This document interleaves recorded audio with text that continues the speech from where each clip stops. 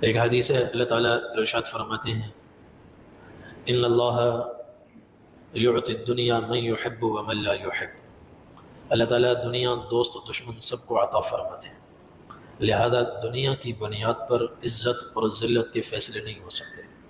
عزت اور ذلت کے فیصلے وہ اللہ کی اطاعت اور اللہ کی فرما برداری کی بنیاد پر ہوتے ہیں۔ قرآن کریم کی آیت ہے، اللہ تعالیٰ فرماتے ہیں لا یغرنک تقلب الذین کفروا فی البلاد، کہ شہروں میں کفار کی چلت پھرت، شان و شوکت، مال و دولت، مالی فراوانی، ان کے محلات اور ان کے کاروبار اور ان کی دنیا میں پھیلی ہوئی تجارتیں یہ تمہیں دھوکے میں نہ ڈال دیں۔ لا یغرنک تقلب الذین کفروا فی البلاد، کفار کا شہروں میں شان و شوکت کے ساتھ پھرنا یہ کہیں تمہیں دھوکے میں نہ ڈال دے۔ متاع قلیل، جتنی بھی ان کے پاس دنیا ہو، جتنی بھی اونچی اونچی عمارتیں کھڑی کر لیں اور جتنا بھی اپنا کاروبار دنیا کے چاروں کونوں میں اور چپے چپے میں پھیلا دیں، متاع قلیل ہے چند دن کا، 4 دن کا، 4 دن کی چاندنی پھر اندھیری رات ہے۔ متاع قلیل تھوڑا سا ہے۔ ثم مأواہم جہنم، پر آگے ٹھکانہ ان کا جہنم ہے۔ وبئس المہاد، اور بہت برا ٹھکانہ ہے، بہت برے رہنے کی جگہ ہے۔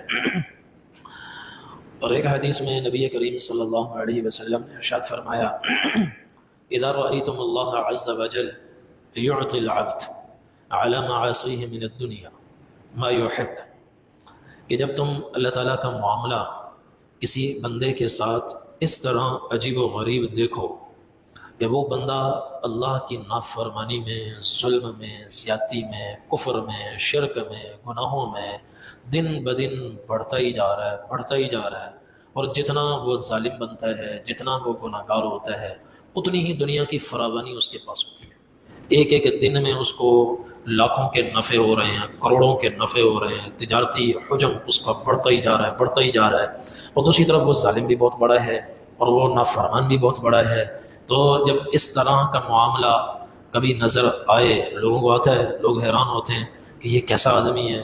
ہم نے تو ذہنوں میں یہ بٹھایا ہوا ہے کہ جس پر اللہ مہربان ہوں گے اس کو دنیا دیں گے، نہیں، جس پر اللہ مہربان ہوں گے اس کو اللہ اپنے قریب فرمائیں گے، جس پر اللہ مہربان ہوں گے اس کو اپنے سامنے پیشانی رکھنے کی توفیق عطا فرمائیں گے، جس پر اللہ مہربان ہوں گے اس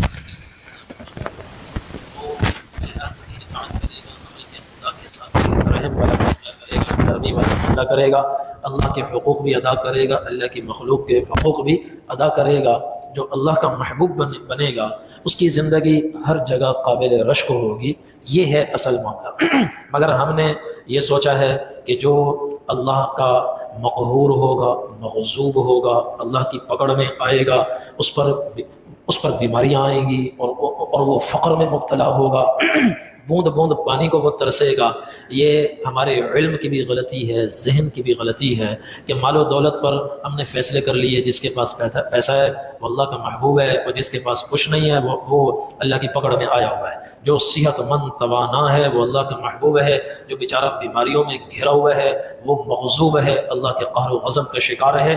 یہ ہم نے اپنی طرف سے باتیں گھڑ لی ہیں، قرآن و سنت سے اس کا کوئی تعلق نہیں ہے۔ جو اللہ کا محبوب ہے، اللہ کا فرما بردار ہے، اللہ اس کو اپنی پہچان کرواتے ہیں، اللہ اس کو اپنی معرفت عطا فرماتے ہیں، دنیا کے جھمیلوں سے اللہ اس کو نکال کر اپنے در پر آنے کی بار بار توفیق عطا فرماتے ہیں۔ یہ ہوتا ہے اللہ کا محبوب، اللہ کا محبوب۔